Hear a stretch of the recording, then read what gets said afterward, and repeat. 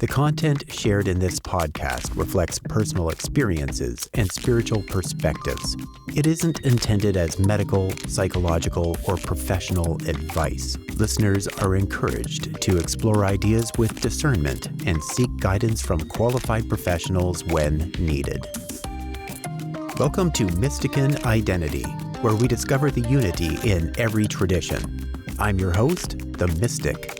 Let's journey inward and remember what we've always known.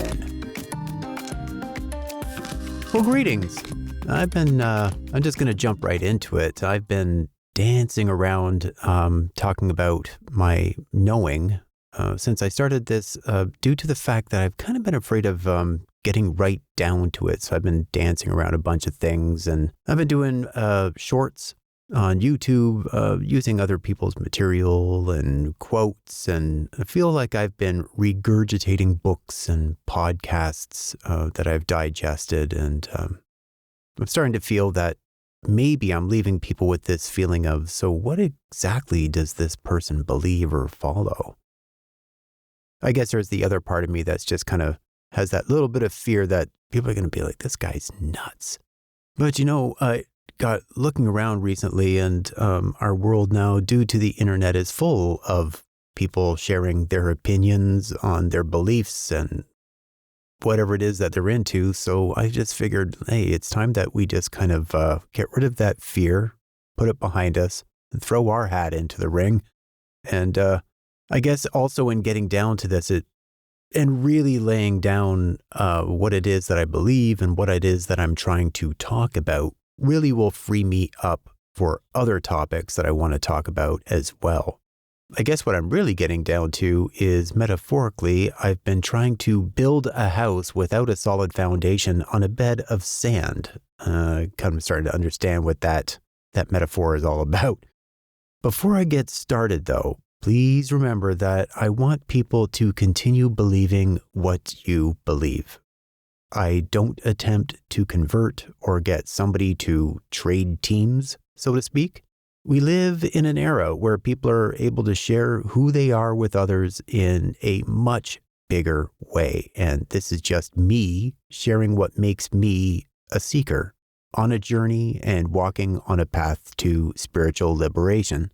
And of course, I have the hopes that if this harmonizes with you, well, it's my wish to be a voice that is much like a song you're into right now and just enjoy listening to. And to make this something easier to digest, I'm going to do my best to just keep this in first person in an effort to not appear as if I'm pointing fingers with how I go about describing this. And as I was putting this together, actually an example came to me of why I'm trying to do this in first person. And I don't know if this is an experience that other people have shared, but I know that this has happened to me more than once. And this particular scenario played out in my mind. It involves a coworker from years ago. And this coworker needed to talk to me about like an interaction they had with another coworker. And they just needed to get things out, using me as like a sounding board kind of an idea. At the time, I smoked cigarettes, so we went for a smoke break. And we're outside having a smoke while there was, people walking around. And there was this little bistro off to the side where people were having whatever they got, their coffee and stuff. And my coworker started telling me the story of this person that we both work with, and started getting into the details about this interaction that they had. As they started telling this story, this person got more lost in recreating the emotion of how this interaction impacted them. And I essentially started to become an avatar of the person as an outlet for this person to say the things to me that they wished they had said to the other person in much the same way they wished they would have said it to that person, but to me, if this starts to make sense. So in a sense, I became like this pillow that somebody was punching to get out the frustration of the person who is suffering. And they're using the pillow to punch as a way of them expressing their feelings about the other individual they were arguing with. I really hope I'm not losing anybody on this. Essentially, what happened was that in trying to describe what happened with this other person, the conversation got directed at me, and it turned into this person saying, "And you're going to tell me that I'm not qualified to do such and such? Who do you think you are?" And things moved on like that. It kept, "You can't tell me what to do. You don't know what I'm capable of." And that's how it turned out. Now, to me, I understood where the conversation was going. I was very open to the fact that this person needed to get some frustrations out. But to the people at the bistro and the people walking around, it seemed like I was the person that caused this pain and I was getting what I deserved. So if anyone's been in one of these situations where now you're surrounded and you're looking going, I really hope these people aren't thinking that this is me getting yelled at for something I did. That's what I'm trying to avoid by keeping this introduction into my beliefs by talking about it in the first person. So like I said, that's what I want to avoid doing. I may slip because sometimes I can get into that same kind of animation. But if I slip, I'll try to circle back to one-pointedness and bring this back to one person, myself. What I love about this knowing is that I'm part of a team of mystics of the past who had similar experiences and documented them the best way they knew how. From such documentation and storytelling and experiences, we got such gifts as the books of the Bible, the Tao Te Ching, the Bhagavad Gita, the Upanishads, Buddhism, and so on and so on and so on. All of these accounts are puzzle pieces that all come together to coordinate a message of good news for those who are spiritual seekers. So let's roll up the sleeves, get the hands warm, get into a storytelling mode, and let's get into this. So many, many years ago, and when I say many, I'm talking billions of years ago, there was and still is a place that is not a place. It's a plane of existence. I put was because at one point, that's all there was. This place is free of suffering. It's pure bliss, formless. One may compare it to a dream, or dreams may be a breadcrumb leading back to it, but we'll hit on that later. But one might compare this plane of existence to what dreams are like. No pain, no suffering, no arguments, no jealousy, no acceptance.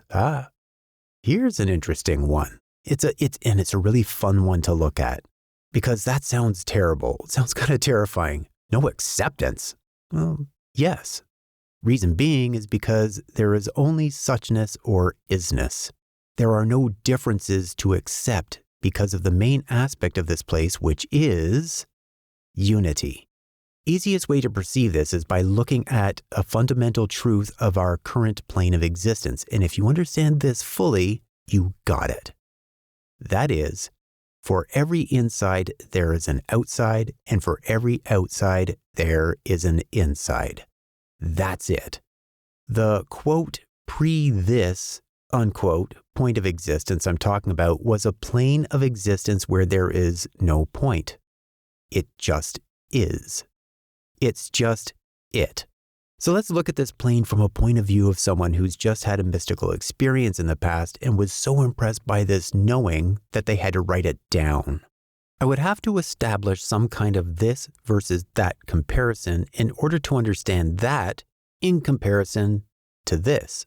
In the past, a great example would be, let's say a kingdom. That's where all the groovy stuff is.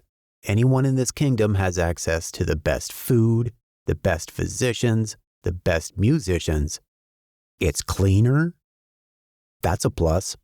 Out here on this side of the kingdom walls is me. I struggle with the elements. I don't get my food brought to me.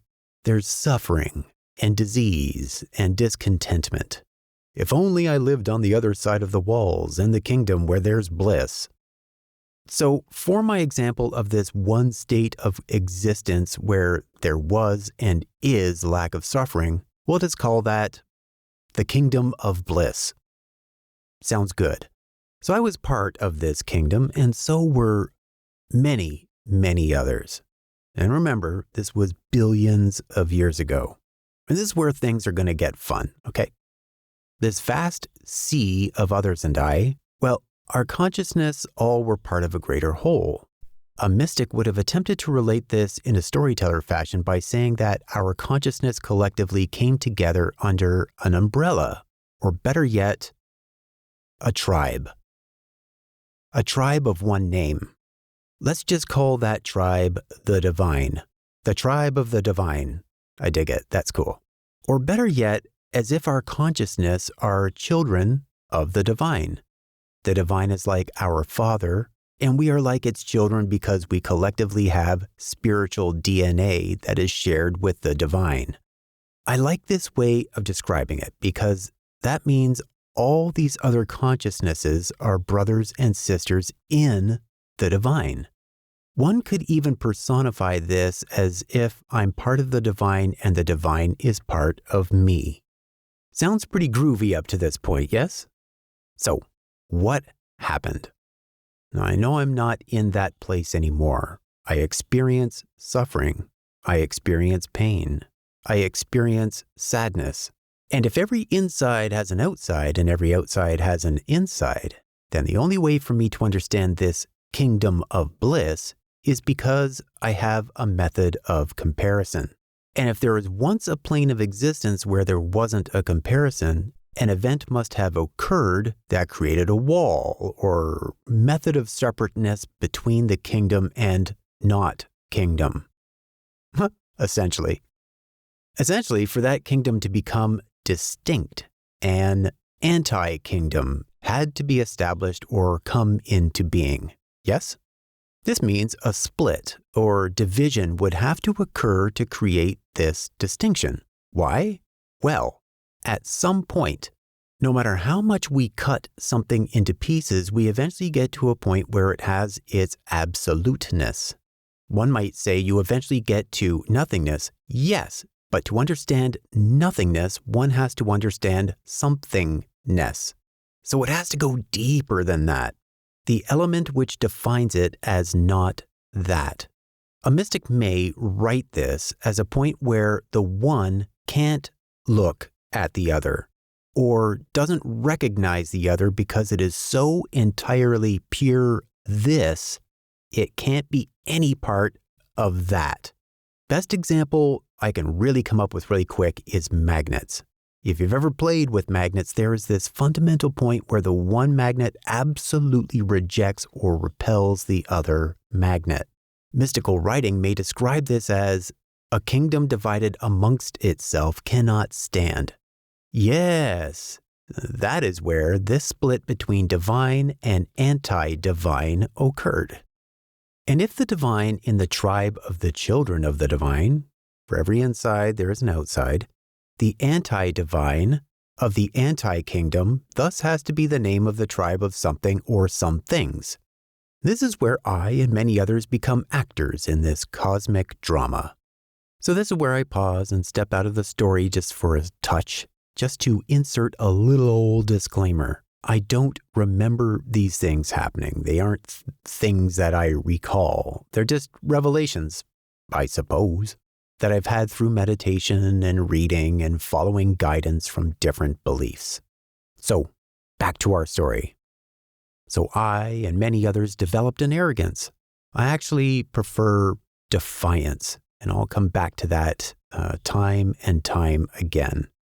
It was a complete ungratefulness for our unity with the divine and a desire to separate us from the divine, which was to create the first distinction between this and that. There are so many of us that rose up that one might describe the event as a legion of us formed a unity of our own, an anti-tribe of our own that proudly stated we were going to build our own kingdom. Let's call it the anti-kingdom that would be so much better than the divines that a mystic might describe it as aspiring to ascend above the heights, so high that we would be just as great as the divine, but in our own image. Another way a mystic might write this, depending on the era and culture of the mystic, would be maybe in a story describing that a son who had everything within his father's estate, and I mean everything, never wanted of anything. And this son just comes up to his father one day and says, "I hate you. I can't stand you." And you can enter in your own expletives here if it gives it a little bit more presence. But I can't stand you. I hate this place. I hate your crappy stuff. This unity stuff of yours sucks. I want to go out on my own and do my own thing. So give me what I deserve right now because I want nothing to do with you anymore. I defy you. And I want you to give me whatever I need because I'm better off on my own. Now give me my stuff. My stuff. I'll come back to that time and time again too. Right about now, all of this should start sounding a little bit familiar, and it should. But wow, that's heavy. Isn't it? Like that's thick and dense. Let's just let that sink in for a second. Father who's given absolutely everything can't imagine of giving any more so that the son has want of nothing. For absolutely some unknown reason, this outburst happens. That level of arrogance and defiance. And if I let that steep in for a bit, it's just too heavy. My chest starts to feel heavy. My breathing changes. It becomes almost kind of difficult when I really let myself sit in that. I feel panic, discomfort, unsettled, a state of unrest and agitation. To be honest, it's really shameful behavior. But there it is. There it is. So, what does the divine do? Or what did the divine do? Well, the divine let it happen. After all, a kingdom divided amongst itself cannot stand. This is the first time that it introduced sadness into the divine, a part of it that was leaving and promising to never return. Now, I've lost wonderful beings along my life journey. In fact, a very dear one moved on from this plane almost a year ago, and I still feel so incomplete. I still long for its companionship and presence. As I go along, I'll start describing how our plane is filled with examples of things and relationships to lead back to the divine, like breadcrumbs, as I mentioned before, occurrences and relationships leading back home. And when I mention the breadcrumbs and leading back home, that's because the divine still considers me part of the family and wants me to come back home. Here's the groovy part. It's really far out. Really super cool. You see, the divine agreed to my separation and the rest of the legion of anti-divines. And it instructed, it said, so if you go your own way, I'll always have a place for you if you choose to come back home. In fact, I'll even get you started by building a place for you. You wanted stuff, so I'll give you some stuff. There's a bit of a danger to this, though, that I need to warn you of. And that is, if you get too enamored with the stuff, you may buy into the lie that that is what you truly are and that you will be satisfied with it always. If you get too attached to the stuff, you'll soon forget the divine and your way back home. You'll find yourself trapped in a cycle of suffering.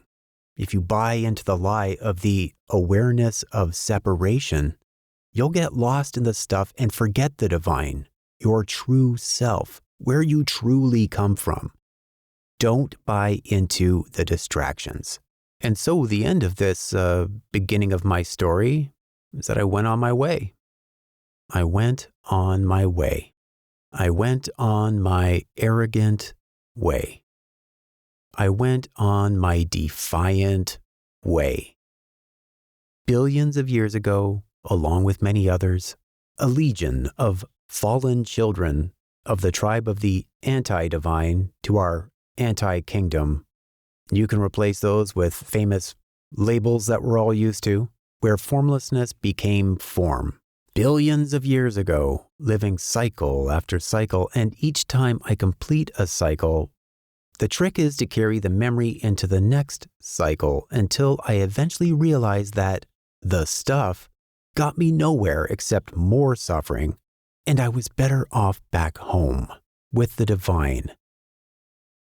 And it's time to start my journey, my path, my real self rediscovery, to follow the breadcrumbs I was talking about back.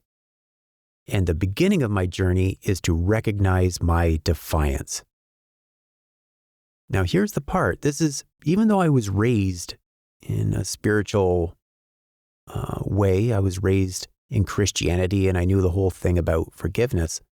Once I realized this in my defiance, and I made this more about my experience, I realized that it was my choice. I wasn't cast out. I opted for it through my defiance. And when I saw that defiance, I literally, for the first time ever, wept. That's how apologetic I felt. That's how much of a dumpster I felt like, that I was that defiant against the divine. And that's why I say, for me, from my experience, it wasn't enough to just ask for forgiveness for my defiance, but it became something I felt deeply, deep inside. It was a need for forgiveness. It was a need for forgiveness of that defiance and arrogance. And through methods like meditation, living consciously, increasing my connection with others of like-mindedness, ridding myself of ego and attachment, and seeking the guidance of the divine, where it's like listening to the instructions of how to navigate the path, I can start my walk back home. Along the way, it is my responsibility to demonstrate my awakening to others in the things that I do. And that's why in the Bible, it says, "By your deeds you shall know me." But also in the Bhagavad Gita, it says that you should do without expecting anything in return. My actions, very important, my actions should be such that I awaken others by what I do to something they've long forgotten. Cycle after cycle, I've been caught up in distractions and remained lost. But this time around, a bit of the source code, so to speak, actually, I really like that. A bit of the source code, that's cool. I'm going to keep that. This time, a bit of the source code woke me up, and I'm aware now that I must change the ratio of my clinging to the distractions to clinging to the divine as a guide toward liberation and eventually enlightenment. So I hope you enjoyed my backstory. There's more to come. But if this harmonized with you in any way and you want to hear more about it, please feel free to like, possibly subscribe or follow as I continue along a little bit more each time with my backstory and where it leads. My fellow seekers, I wish you and your loved ones all the best. Have a wonderful experience. Until next now.